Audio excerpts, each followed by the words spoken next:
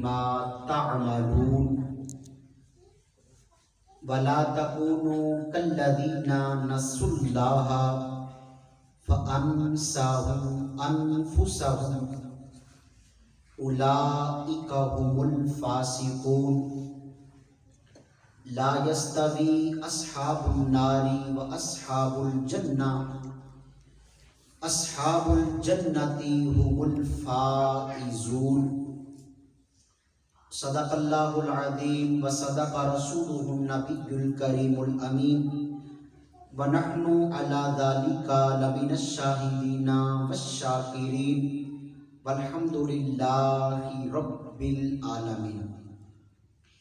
آج کی درس قرآن کریم کی اس محفل پاک میں جتنے مہمان دور و نزدیک سے چل کر اللہ کے گھر میں حاضر ہوئے، آپ سب کو السلام علیکم ورحمۃ اللہ وبرکاتہ۔ وعلیکم السلام ورحمۃ اللہ وبرکاتہ۔ اللہ تعالیٰ کی ذات کا جتنا بھی ہم شکر ادا کریں یہ کم ہے۔ اس مالک لم یزل نے ہمیں اشرف المخلوقات انسان تخلیق فرمایا، سب سے بہترین مخلوق میں پیدا فرمانے کے بعد اللہ تعالیٰ کی ذات نے جو سب سے بڑا احسان فرمایا، کرم فرمایا، وہ کرم، وہ فضل اور وہ احسان یہ فرمایا، ہم جیسے گناہ گاروں کو نبی محتشم صلی اللہ علیہ وسلم کا امتی اور غلام بنا دیا۔ اللہ تعالیٰ کی ذات نے جتنی بھی نعمتیں عطا فرمائیں، ساری کی ساری نعمتیں نبی پاک علیہ السلام کے صدقہ پاک سے عطا فرمائیں۔ اور یہ بھی رب تعالیٰ کی بہت بڑی نعمت ہے کہ درس قرآن کریم کی اس محفل پاک میں ہم سارے حاضر ہیں۔ اللہ تعالیٰ کی بارگاہ میں دعا کرتے ہیں کہ اللہ تعالیٰ ہماری اس ماہانہ محفل پاک کو اپنی بارگاہ میں قبول فرمائے۔ قرآن پاک کی سورۃ الحشر کی 3 آیتیں میں نے آپ کے سامنے تلاوت کی۔ ان 3 آیتوں کے اندر رب تعالیٰ کی ذات نے بہت بڑا ہمیں سبق عطا فرمایا۔ قرآن پاک ویسے ہی انسان کے لیے سبق ہے، پورے کا پورا کلام پاک بندے کی اصلاح ہے، مگر ان 3 آیتوں کے اندر اللہ کریم نے انسان کو زندگی گزارنے کا طریقہ بھی ارشاد فرمایا، بعض کاموں سے بندے کو محتاط بھی فرمایا، اور ساتھ جنتی اور جہنمی لوگوں کا فیصلہ بھی فرما دیا۔ قرآن کریم میں اللہ تعالیٰ فرماتا ہے یا ایھا الذین آمنوا اتقوا اللہ، اے ایمان والو اللہ سے ڈرتے رہو۔ پہلا حکم دے دیا کہ تم نے کیا کرنا ہے، میرا ڈر تمہارے اوپر طاری ہونا چاہیے، میرا خوف تمہارے اوپر غالب ہونا چاہیے۔ آج بندہ گناہ کرنے کے لیے ماں باپ سے تو چھپ جاتا ہے، بہن بھائیوں سے تو چھپ جاتا ہے، یار دوستوں سے تو چھپ جاتا ہے، مگر جس ذات سے چھپنا تھا وہ ذات تو ہمیں دیکھ رہی ہے۔ انہ علیم بذات الصدور، اللہ فرماتا ہے میں تو تمہارے سینوں کے رازوں سے واقف ہوں، لیکن ہمارے اوپر جب اللہ کا خوف ہوگا پھر ہم گناہ نہیں کریں گے، گناہوں کی جگہ پر نیک اعمال کریں گے۔ تو پہلا حکم کیا دیا، آمنوا اتقوا اللہ، اے ایمان والو اللہ سے ڈرتے رہو۔ آگے کیا فرمایا، وَلْتَنْظُرْ نَفْسٌ مَا قَدَّمَتْ لِغَدٍ، اللہ فرماتا ہے اس چیز کا انتظار بھی کرو، کو بالکل بند کر دیں، وَلْتَنْظُرْ نَفْسٌ مَا قَدَّمَتْ لِغَدٍ، اس چیز کا انتظار کرو جو تم نے آگے کے لیے بھیج دی۔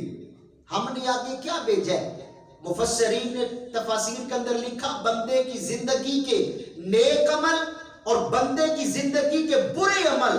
اللہ فرماتا ہے جو دنیا میں رہ کر جتنے نیک عمل کرے گا یہ قیامت کے دن تجھے اس کی جزا عطا کی جائے گی، اور جتنے تو برائی والے کام کرے گا اللہ فرماتا ہے وَلْتَنْظُرْ، اس عذاب کا بھی انتظار کر جو میں نے نافرمان اور خطا کار لوگوں کے لیے جہنم کا عذاب تیار کر رکھے. تو پتہ چلا پہلے اللہ نے ہمیں حکم دیا کہ میرا ڈر تمہارے اوپر ہونا چاہیے, میرا خوف تمہارے اوپر غالب ہونا چاہیے. پھر فرمایا اگر نیکی کے کام کرو گے اس کی تمہیں جنت کی جزا عطا کی جائے گی. اگر تم دنیا میں رہ کے گناہ کے کام کرو گے تو جہنم کا عذاب گناہ گاروں کے لیے ہے. آگے اللہ تعالیٰ نے اپنے بندوں کو پھر تنبیہ فرمائی. دیکھیں اللہ تعالیٰ اپنے بندوں سے کتنا پیار فرماتا ہے. واضح الفاظ میں اللہ تعالیٰ اپنے بندے کو یہ درس دے رکھا ہے. اللہ فرماتا ہے وَاتَّقُوا اللَّهَ, اے میرے بندے مجھ سے ڈرتا رہ. کیوں؟ اس لیے کہ ان اللہ کا خبیر بما تعملون, بے شک جو اللہ ہے نا وہ تمہارے کاموں سے خبردار ہے. اللہ تعالیٰ تو تمہارا ایک ایک فعل دیکھ رہا ہے, تمہارا ایک ایک کام دیکھ رہا ہے کہ تم دنیا میں رہ کے کیسے کام کر رکھے ہو. دوسری آیت کے اندر آپ نے کیا فرمایا؟ وَلَا تَكُونُوا كَالَّذِينَ نَسُوا اللَّهَ فَأَنسَاهُمْ أَنفُسَهُمْ. اللہ فرماتا ہے کہ اے میرے بندو ان لوگوں میں شامل نہ ہونا جنہوں نے رب تعالیٰ کو چھوڑ دیا. اللہ فرماتا ہے جب انہوں نے مجھے چھوڑا تو میں نے کیا کیا؟ میں نے بھی اپنے بندوں کو چھوڑ دیا, میں نے بھی اپنے بندوں کو بلا دیا. حدیث قدسی ہے, نبی پاک فرماتے ہیں کہ اے صحابہ رب کا فرمان ہے جب کوئی بندہ مجھے تنہائی میں یاد کرتا ہے, اللہ فرماتا ہے میں بھی اپنے بندے کو تنہائی میں یاد کرتا ہوں. اگر میرا بندہ کسی محفل میں میرا ذکر کرتا ہے, اللہ فرماتا ہے میں افضل ترین فرشتوں کی محفل میں اپنے بندے کا ذکر کرتا ہوں. اے فرشتوں تم تو کہتے تھے یہ زمین میں جا کے فساد کرے گا, یہ خون ریزیاں کرے گا, دیکھو میرے بندے کو میرے نام کی ضربیں لگاتا ہے, میرے نام کا ذکر کر رہا ہے, میری بندگی کر رہا ہے. اور نبی کریم علیہ السلام نے فرمایا, اللہ فرماتا ہے کہ اگر کوئی بندہ ایک ہاتھ کی مقدار میری طرف بڑھتا ہے نا نیکی کے کام کے لیے, اللہ فرماتا ہے میری رحمت ایک بازو کی مقدار اس کی طرف آتی ہے. اگر میرا بندہ میری طرف چل کے آتا ہے تو میری رحمت اس بندے کی طرف دوڑ کے آتی ہے. یہاں پر ہم غور کریں, اگر ہم رب تبارک و تعالیٰ کے ساتھ دوستی لگائیں گے, اللہ تعالیٰ کی ذات سے ہمارا اگر تعلق قائم ہوگا تو اللہ تبارک و تعالیٰ اپنی رحمتوں کی بارشیں ہمارے اوپر نازل کرے گا. آج اگر کسی دنیا دار افسر کے ساتھ ہمارا تعلق قائم ہو جائے, کوئی اچھے شعبے پہ ہو, اچھے عہدے پہ ہو, تو بندہ جو ہے نا وہ کسی جگہ بات نہیں کرتا. کیوں؟ کہتا ہے میرا تعلق فلاں بندے سے قائم ہو چکا ہے, فلاں بندہ جو بڑا امیر ترین ہے, فلاں بندہ بہت بڑے عہدے اور منصب والا ہے. لیکن کبھی ہم نے غور کیا دنیا دار لوگوں کے ساتھ ہمارے تعلقات دن بدن ایک دنیا کی خاطر, ایک دنیا کے مال کی خاطر مضبوط ہوتے ہیں, مگر رب تعالیٰ سے میرا تعلق کتنا قائم ہے. اللہ تعالیٰ سے تعلق کیا ہے؟ ہم اللہ کا ذکر کریں, رب تبارک و تعالیٰ کی فرما برداری کریں, 5 وقت کی نماز پڑھیں, مگر غور کریں اللہ تعالیٰ سے تعلق کیسا ہے. مولا مشکل کشا کرم اللہ تعالیٰ وجہہ الکریم, آپ فرماتے ہیں کہ جب میرا دل کرتا ہے نا کہ میں اللہ تعالیٰ سے گفتگو کروں, میں اللہ تعالیٰ سے ملاقات کروں, آپ فرماتے ہیں میں رب کی بارگاہ میں نماز پڑھنا شروع کر دیتا ہوں, کیونکہ نماز اللہ سے ملاقات کا نام ہے. اور جب میرا دل کرتا ہے میرا رب میرے ساتھ کلام کرے, میرا رب میرے ساتھ گفتگو کرے, تو میں اللہ کا عطا کردہ قرآن کریم پڑھنا شروع کر دیتا ہوں. ہم اپنے اوپر غور کریں. اللہ فرماتا ہے وَلَا تَكُونُوا كَالَّذِينَ نَسُوا اللَّهَ فَأَنسَاهُمْ أَنفُسَهُمْ, اے بندے تو ان لوگوں کی صف میں شامل نہ ہونا جنہوں نے مجھے چھوڑ دیا. اللہ فرماتا ہے جب انہوں نے میرے ذکر سے منہ پھیرا, اللہ فرماتا ہے پھر میں ان بندوں پہ اپنا رزق تنگ کر دیتا ہوں. قرآن پاک ہے نا, درس قرآن سن رہے ہیں, ہماری محفل کا نام ہی درس قرآن ہے, تو سنیں قرآن پاک ہمیں کس بات کا حکم دیتا ہے. وَمَنْ أَعْرَضَ عَنْ ذِكْرِي فَإِنَّ لَهُ مَعِيشَةً ضَنْكًا. اللہ فرماتا ہے کہ بندے اگر تو میری یاد سے روح پھیر لے گا, اگر تو مجھ سے اپنے روح کو پھیرے گا, میرے ذکر سے روح گردانی کرے گا, اللہ فرماتا ہے ہم تیری معیشت تیرے اوپر تنگ کر دیں گے. آج بندہ کہتا ہے اتنے 1000 پہ میری سیلری ہے, مگر پتہ نہیں کیا وجہ میری پوری نہیں پڑتی, میرے رزق کے اندر, میری تنخواہ میں, میرے پیسے میں, میرے کاروبار میں برکت نہیں. وجہ کیا ہے؟ ہم نے رب تبارک و تعالیٰ کو چھوڑ دیا ہے. اللہ فرماتا ہے اگر مجھے چھوڑو گے تو میں تمہیں چھوڑ دوں گا, اور اولئک هم الفاسقون. اللہ فرماتا ہے جو مجھے چھوڑ دیتے ہیں نا یہ گمراہ لوگ ہوتے ہیں. ہم اکثر یہ لفظ پڑھتے ہیں نا، فلاں بندہ گمراہ ہو گیا، فلاں بندہ گمراہی کے راستے پہ چل گیا. یہ لفظ گمراہ ہے کیا؟ علماء فرماتے ہیں جو لفظ گمراہ ہے نا، یہ دو لفظوں کا مجموعہ ہے. ایک ہے گم، ایک ہے راہ. یعنی بندہ راستے سے گم ہو گیا. ایک بندہ کسی منزل پہ جا رہا ہے، کسی روڈ پہ جا رہا ہے، تو اگر وہ روڈ پہ جاتے جاتے گم ہو جائے گا تو ہم کہیں گے یہ بندہ اپنے راستے کو بھول چکا ہے. لیکن اس گمراہ سے کیا مراد ہے؟ رب تعالیٰ نے ہمیں حکم دیا کہ بندے تو نے جنت کے راستے پہ چلنا ہے، اور ہم جہنم کے راستے پہ چل رہے ہیں. پتہ چلا کہ ہم اصل راستے سے آگے پیچھے ہو چکے ہیں، اصل راستے سے ہم گم ہو چکے ہیں. اگر اصل راستے پہ آنا تو ہمیں علم دین پڑھنا پڑے گا، اللہ اور اس کے رسول کے احکامات کا علم حاصل کرنا پڑے گا. پھر ہمیں پتہ ہوگا یار یہ گمراہی والا راستہ ہے، یہ نجات والا راستہ ہے، اور میں نے گمراہی والے راستے پہ قدم نہیں رکھنا. میں نے تو ہدایت یافتہ لوگوں کی صف میں جانا ہے، میں نے تو نجات والے راستے پہ چلنا ہے. ہم اپنے اوپر غور کریں. سورہ حشر کی 3 آیت میں رب تعالیٰ ہمیں پتہ ہے کیا فرما رہا ہے؟ اللہ فرماتا ہے لا یستوی اصحاب النار و اصحاب الجنہ. اے میرے بندو یہ بھی یاد رکھو، جنت والے اور جہنم والے کبھی برابر نہیں ہو سکتے.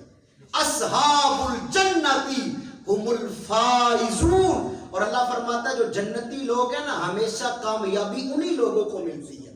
اب ان 3 آیتوں کا ہم اپنے سامنے رکھ کے آج کے موضوع پہ غور کریں ہماری کیا کیفیت ہے. اللہ تو فرما رہا ہے وَلْتَنْظُرْ نَفْسٌ مَا قَدَّمَتْ لِغَدٍ. اے بندے جیسا بھی تو عمل کر رہے، اچھا کر رہے یا برا کر رہے، تو نے انتظار لازمی کرنی ہے، جزا سزا کا معاملہ تیرے ساتھ پیش آئے گا. ہم اپنے اوپر غور کریں، ہمارے دن کیسے گزرتے ہیں، ہماری راتیں کیسے گزرتی ہیں. درس قرآن اگر ہم نے نہ بلایا ہوتا، یہ زمانہ نہ زمانے نے دکھایا ہوتا. آج ہر بندے کی زبان کے اوپر جملہ ہے یار معاشرہ خراب ہو چکا ہے، معاشرے کے اندر فتنے فساد بڑھ رہے ہیں. اگر ہم اپنے گھر والوں کی دینی تربیت کریں، اگر میں خود درست ہو جاؤں، دیندار بن جاؤں، میرا تعلق نبی علیہ السلام سے قائم ہو جائے، تو پھر اگر ہر بندہ حضور کے دین کے مطابق اپنی زندگی بسر کرنے کی کوشش کرے، پھر معاشرہ خراب نہیں ہوتا، امن کی فضا قائم ہوتی ہے. آئیں میں اس موضوع کے اوپر اپنی اصلاح کے حوالے سے آقا کریم علیہ السلام کے کچھ فرامین آپ کو سناتا ہوں. جامع ترمذی حدیث پاک کی بڑی معتبر ترین کتاب ہے. اس کو لکھنے والے امام ترمذی علیہ رحمہ، آپ نے ترمذی شریف کے اندر یہ حدیث پاک لکھی. ان عبداللہ ابن بسر رضی اللہ تعالی عنہ. میرے آقا اسلام کے صحابی تھے حضرت سیدنا عبداللہ بن بسر رضی اللہ تعالی عنہ. آپ فرماتے ایک دن کا واقعہ، انا اعرابی جن، ایک عربی، عربی کہتے ہیں عرب شریف کا رہنے والا بندہ. اور جو عرب شریف ہم کہتے ہیں نا مکہ مدینے کو، اس کی بھی علماء نے وضاحت کی ہے کہ مکہ المکرمہ کا پورا شہر، مدینہ منورہ کا پورا شہر، اور جو جدہ شہر ہے، ان 3 شہروں کا جتنا بھی رقبہ بنتا ہے نا، اسے عرب شریف کہا جاتا ہے. تو عرب شریف کا رہنے والا بندہ میرے آقا کی خدمت میں حاضر تھا. کہتا یا رسول اللہ صلی اللہ علیہ وسلم، آقا آج مجھے یہ بتائیں من خیر الناس، آقا لوگوں میں سب سے بہترین کون سا بندہ ہے؟ سوال کرنے والے صحابی تھے، کہتے یا رسول اللہ سب سے بہترین کون سا بندہ ہے؟ نبی پاک علیہ السلام نے بڑا مختصر مگر جامع جواب دیا. میرے آقا نے فرمایا کہ من طالا عمرہ و حسن عملہ، جس بندے کی عمر لمبی ہو اور اس کا عمل اچھا ہو. عمر بھی لمبی ہے، 60 70 80 سال، بڑھاپے میں آ چکا ہے، مگر بڑھاپے میں آ کے بھی کوئی پریشانی نہیں، کیونکہ شروع سے لے کے بوڑھا ہونے تک نبی پاک کے دین کے مطابق زندگی گزاریں گے. اور ایسے لوگ یقین کریں دنیا کے اندر موجود ہیں جن کی کبھی سنت قبلیہ بھی قضا نہیں ہوئی. لیکن ہم اپنے اوپر غور کریں. حضور فرماتے ہیں بہترین بندہ من طال عمرہ، جس کی عمر تو لمبی ہو مگر مزے کی بات ہے وہ حسن عملہ، اس کی جتنی بھی عمر ہے وہ نیکی والے کام کے اندر بسر ہوئی ہو. پھر عرض کی گئی آقا یہ بھی بتا دیں ایج الناس شر، لوگوں میں بدترین بندہ کون ہے؟ آقا سب سے برا بندہ کون ہے؟ میرے آقا فرماتے ہیں من طال عمرہ وساء عملہ، جس بندے کی عمر لمبی ہو مگر افسوس کہ ہو وہ گناہوں والی. नाफरमानियों वाली, उसने सारी जिंदगी गुनाह वाले काम किए हो, नेकी वाला कोई काम ना किया हो। इस हदीस पाक के अंदर हमें एक मेयार बयान किया गया, अगर हम चाहते हैं हम भी आका करीम अलैहिस्सलाम के उन बेहतरीन उम्मतियों की सफ में शामिल हो, तो फिर हमें क्या करना पड़ेगा? वहसुना अमलहु का मिस्दाक बनना पड़ेगा। अपनी जिंदगी हुजूर इस्लाम के तरीका कार के मुताबिक गुजारनी पड़ेगी। इसी तरह एक और हदीस पाक नबी करीम अलैहिस्सलाम के सहाबी हजरत सय्यदुना अबू कतादा रदियल्लाहु ताला अन्हु, और ये तंबीहुल गाफिलीन एक किताब है, जिस किताब को लिखने वाले बहुत बड़े इमाम समरकंद, ये एक इलाका है अरब का, वहां के रहने वाले थे इमाम फकी अबुल्लैस समरकंदी रहमतुल्लाहि ताला अलैह। आपने अपनी किताब तंबीहुल गाफिलीन के अंदर इस बात को लिखा, इस हदीस पाक को, कि नबी पाक इस्लाम जब मक्कातुल मुकर्रमा में जलवा फरमा थे, भी हुजूर ने मदीना पाक की तरफ हिजरत नहीं फरमाई। एक बंदा हुजूर की खिदमत में आता है, कहता है या रसूलल्लाह सल्लल्लाहु अलैहि वसल्लम, मेरा पहला सवाल ये है, बताएं क्या आप अल्लाह के रसूल हैं? मेरे करीम आका इस्लाम ने फरमाया बेशक रब ने मुझे रसूल बना के भेजा है। उसने दूसरा सवाल किया, या रसूलल्लाह मेरा दूसरा सवाल ये है, आका बताएं सबसे अफजल तरीन अमल कौन सा है? मेरे करीम आका अलैहिस्सलाम ने फरमाया अस्सलातु अला वक्तिहा, नमाज को उसके वक्त पर कायम करना, नमाज अदा करना। कहता है या रसूलल्लाह बताएं इसके बाद अच्छा अमल कौन सा है? मेरे करीम आका अलैहिस्सलाम ने फरमाया सिला रहमी करना। आज सिला रहमी हमारे अंदर नहीं है, हमारे दिलों के अंदर से रहम खत्म होता जा रहा है, हमारे दिल गुनाह कर करके सख्त हो चुके हैं, हमारे अंदर वो पहले के बुजुर्गों वाले जज्बात और एहसास नहीं है। आज हमारे पड़ोस के अंदर कोई बच्चा भूखा मार रहा हो ना, अल्लाह ने हमें हर चीज दी है, मगर हम उस बच्चे की, उस घर वालों की खिदमत करना भी गवारा नहीं करते। मगर हम अपने ऊपर गौर करें हमारी कैफियत क्या है। नबी अलैहिस्सलाम की तो हदीस पाक है अद्दीनु नसीहा, आका फरमाते दीन नाम ही खैर खाई का है, मगर हम अपने ऊपर गौर करें। उस सहाबी ने अर्ज किया या रसूलल्लाह इसके बाद अच्छा अमल कौन सा है? मेरे करीम आका अलैहिस्सलाम ने फरमाया अमरुन बिल मारूफी व नहयुन अनिल मुनकर, लोगों को नेकी का हुक्म देना और बुरे कामों से मना करना।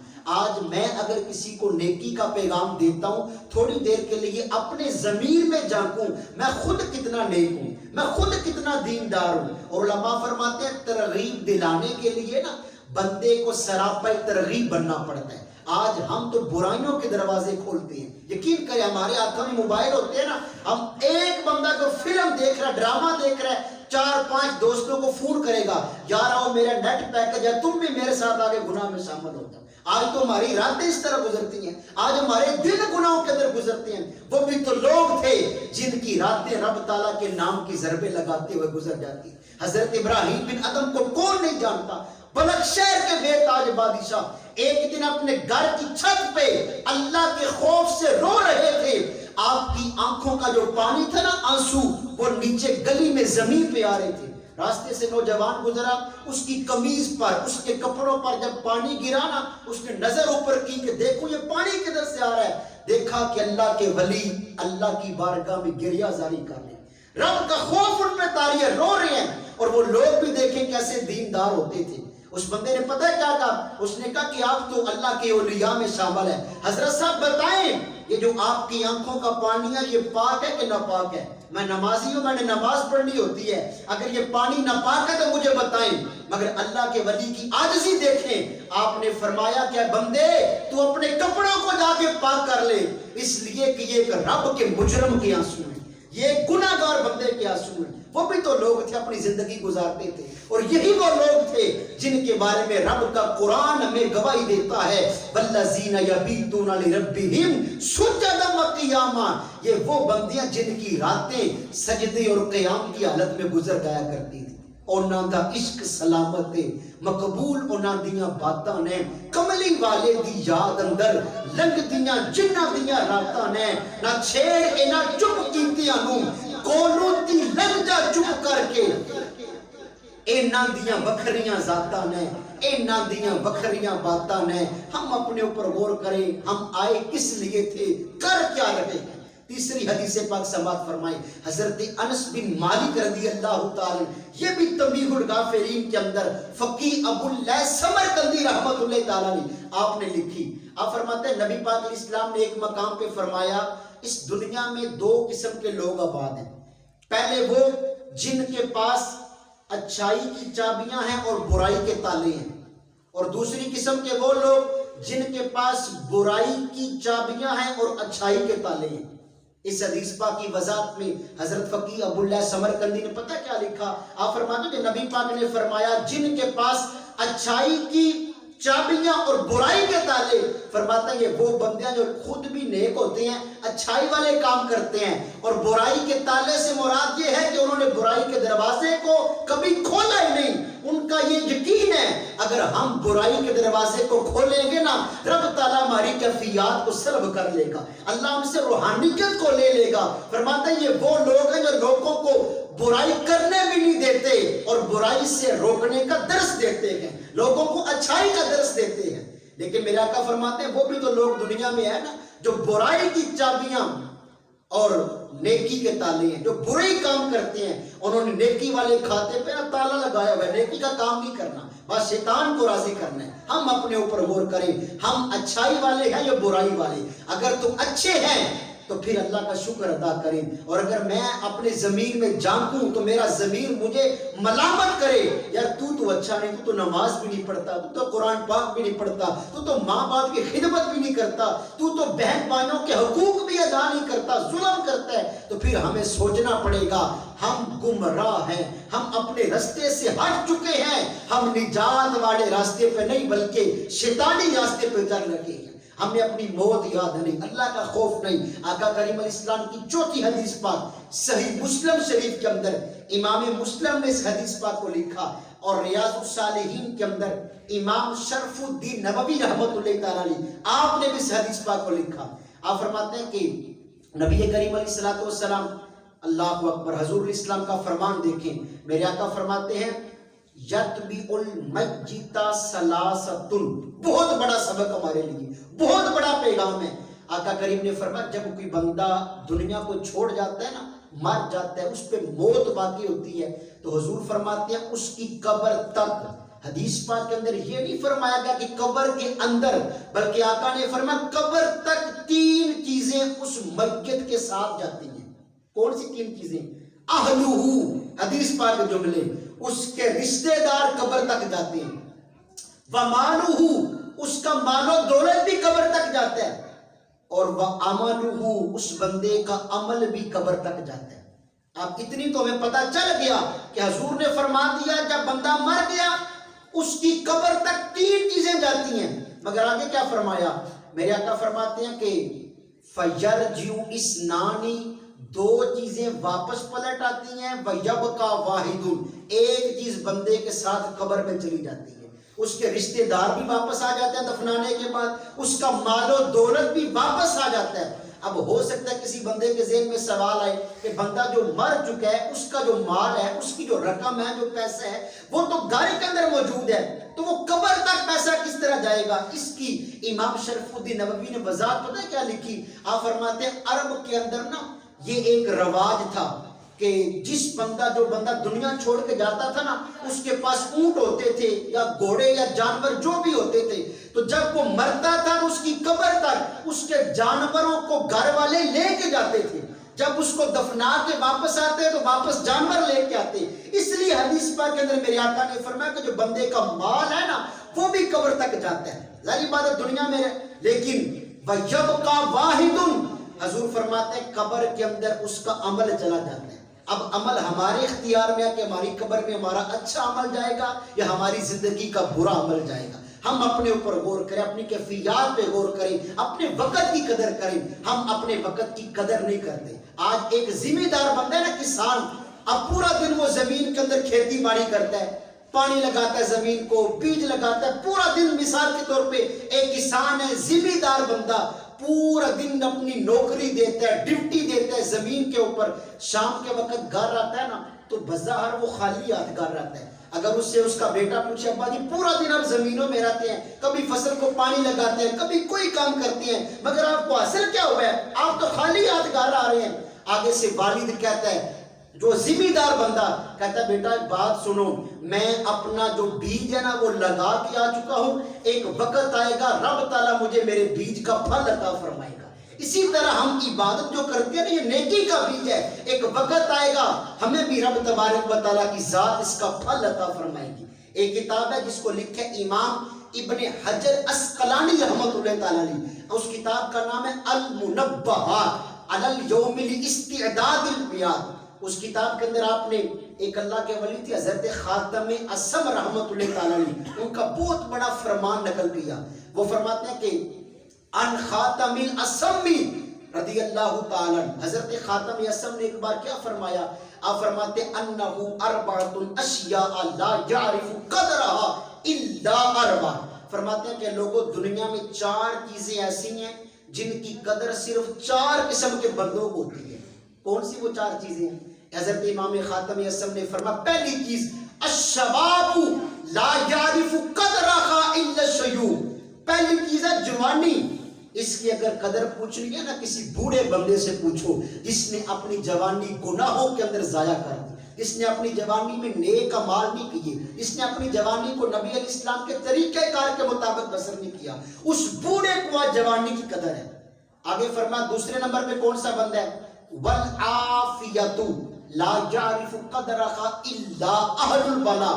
عافیت تندرستی بالکل بغیر ٹینشن کے پرسکون زندگی گزارنے والا, یہ اس بندے سے قدر پوچھے جو اہل البلاء, جو مصیبتوں میں بسا ہوا ہے, جس کے اوپر آزمائشیں آ چکی ہیں, دن بدن پریشانیاں جس کے اوپر ہیں, جو مصیبتوں سے 2-4 ہو چکا ہے, اس بندے کو پتہ یار سکون کتنی بڑی اللہ کی نعمت ہے. آج کتنے لوگ ہیں, پیسہ بھی کتنا ہوتا ہے, مگر کتنی ذہنی سکون والی وہ دوائیاں کھا کے سوتے ہیں. اگر اسی جگہ پہ وہ رب کا ذکر کرتے تو ان کو وہ سکون ملتا تھا جو کسی اور چیز کے اندر سکون نہیں ملتا, جو بندے کو رب کے ذکر کے اندر سکون ملتے ہیں. حضرت خاتم اسم فرماتے ہیں تیسری چیز والصحت لا یعرف قدرہا الا المرضى. فرماتے ہیں کہ صحت ہونا, تندرستی ہونا بالکل اللہ تعالیٰ کی بہت بڑی نعمت ہے. اگر اس کی قدر پوچھنی ہے تو ہسپتال میں پڑے ان مریضوں سے پوچھو جو بیماری سے 2-4 ہو چکی ہیں, جو بیمار لوگ انہیں پتہ یار صحت کی کتنی قدر ہے. چوتھے نمبر پہ آپ نے فرمایا, آپ فرماتے ہیں کہ والآخرۃ لا یعرف قدرہا والحیات لا یعرف قدرہا الا الموت. فرماتے ہیں زندگی کی قدر پوچھنی ہے نا تو قبرستان کا چکر لگایا کرو, قبرستان والوں سے جا کے سوال کرو, ان کو پوچھو کہ زندگی کی کتنی قدر ہے. یہ قبر والے قبر کے اندر التجائیں کرتے ہیں, مولا کریم زندگی ہم نے غلط کاریوں میں گزار دی, تھوڑی دیر کے لیے وقت مل جائے تیری بارگاہ میں توبہ کر لیں, مگر اس وقت بندے کو توبہ کی مہلت نہیں دی جائے. آج ہمارے پاس وقت ہے, اپنی زندگی نبی پاک اسلام کے طریقہ کار کے مطابق بسر کریں, اپنی زندگی کا ایک جدول بنائیں, ایک ٹائم بنائیں اور اپنا ٹائم سیٹ کریں. اپنے پاس ہمارے اساتذہ کرام فرمایا کرتے تھے کہ ہر بندے کے پاس نا ایک اس کی ذاتی ڈائری ہونی چاہیے, اس کے اوپر وہ اپنی کمیاں کوتاہیاں لکھا کرے, اپنے نفس کا محاسبہ کیا کرے. مگر ہم اپنے اوپر غور کریں. حضرت عمر فاروق فرماتے ہیں رات کو جب سونے لگو نا اپنے نفس کا حساب کیا کرو. فرماتے ہیں اگر آج حساب نہیں کرو گے وہ وقت دور نہیں, قیامت کے دن تمہارا حساب کیا جائے گا. آج ہمارے پاس وقت ہے, اللہ تعالیٰ نے ہمیں کس چیز کی کمی چھوڑی ہے, کتنی نعمتیں رب تعالیٰ کی استعمال کرتے ہیں, پیتے بھی ہیں, کھاتے بھی ہیں, استعمال میں لاتے ہیں, مگر افسوس نہ شکری والی زبان پھر بھی ہماری چلتی ہے, اللہ کی نعمتوں کا شکر ادا نہیں کرتے. جو قوم رب تعالیٰ کی نعمتوں کی شکر گزار نہیں نہ بنتی, پھر وہی قوم اس پر زوال اس کا مقدر بن جاتا ہے. حضرت شیخ سعدی شرازی رحمۃ اللہ تعالیٰ علیہ, آپ سے کس نے پوچھا حضرت صاحب آپ زندگی کیسے بسر کرتی ہیں؟ آپ نے فرمایا اللہ کی نعمتیں کھا کھا کے میرے دانت تو ٹوٹ چکے ہیں, مگر میری زبان ابھی بھی نہ شکری سے باز نہیں آئی. ہم اپنے اوپر غور کریں. درس قرآن کریم کی محفل کا مقصد یہ ہوتا ہے ہم اپنی اصلاح کریں, اور اپنی اصلاح کے لیے ہمیں کیا کرنا پڑے گا؟ پہلا میں آپ کو ایک عمل بتاؤں, اپنی مسجد کے امام صاحب سے درست نماز یاد کریں. جب ہماری نماز درست ہو گئی، ہمیں وضو کرنے کا مکمل درست طریقہ آئے گا، پھر اس کے بعد قرآن کریم درست تلفظ سے یاد کریں، جو کمی کوتاہی ہے وہ دور کریں۔ جب تک ہم دور نہیں کریں گے، اسی طرح دنیا داری کے کاموں میں لگے رہیں گے، تو پھر یاد رکھیں ہم حقیقی طور پہ کامیاب انسان نہیں بن سکتے۔ آج بندہ کہتا ہے نا میرے رزق میں کمی ہے، لیکن ہم اپنے اوپر غور کریں میرے اندر کتنی کمیاں آ چکی ہیں۔ اگر میرے اللہ تعالیٰ کی طرف سے رزق بند ہو گیا ہے، میرے رزق میں بے برکتی ہے، تو وجہ کیا ہے؟ سب سے بڑی وجہ ہمارے گناہ ہیں۔ حضور اسلام کی حدیث پاک ہے، یہ بھی ریاض الصالحین کے اندر لکھی ہے۔ میرے آقا اسلام فرماتے ہیں جو بندہ جھوٹ بولتا ہے نا، اللہ تعالیٰ اس کا رزق اس پر تنگ کر دیتا ہے۔ اگر میرے اوپر میرا رزق تنگ ہو گیا ہے تو میں آگے پیچھے شکوے کرنے سے پہلے اپنے من میں جان کے دیکھوں کہیں میں غلط بیانی تو نہیں کرتا، کہیں زبان کے ذریعے مسلمانوں کو دھوکہ تو نہیں دیتا۔ آج ہمارے پاس وقت ہے اپنی زندگی نبی علیہ السلام کے طریقہ کار کے مطابق گزاریں۔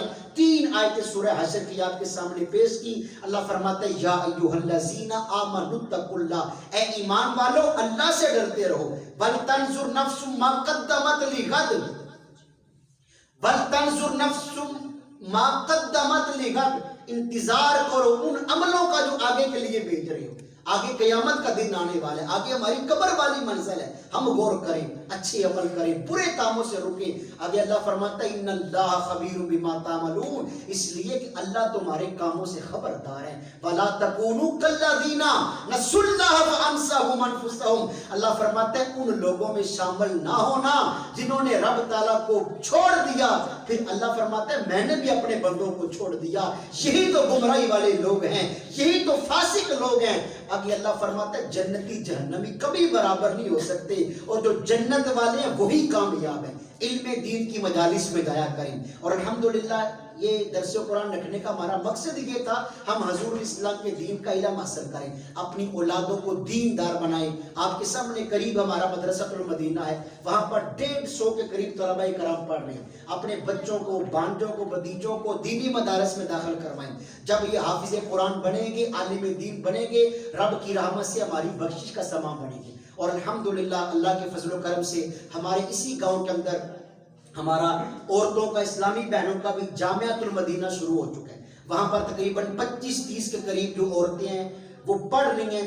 3 گھنٹے کا وقت ہے، 9 بجے سے لے کے 12 بجے تک، اور وہاں پر شریعت کورس ان بچیوں کو، لڑکیوں کو کروایا جاتا ہے۔ تو آپ کو یہ میں پیغام دوں گا، التجا کروں گا اپنی بہنوں کو، اپنے گھر والوں کو اس مدارس کے اندر بھی داخل کروائیں، تاکہ ہماری جب گھر والی عورتیں دیندار بنے گی تو ہمارے گھروں کے حالات جو ہیں وہ بہتر ہوں گے۔ بہتری سے مراد یہ ہے کہ ہمارے گھروں کے اندر حضور الاسلام کا دین نافذ ہوگا۔ اللہ تبارک و تعالیٰ ہمیں عمل کرنے کی توفیق نصیب فرمائے۔ اللہ ہمیں حضور اسلام کے طرز عمل کے مطابق اپنی زندگی بسر کرنے کی توفیق نصیب فرمائے۔ آمین بجاہ نبی امین صلی اللہ علیہ وسلم۔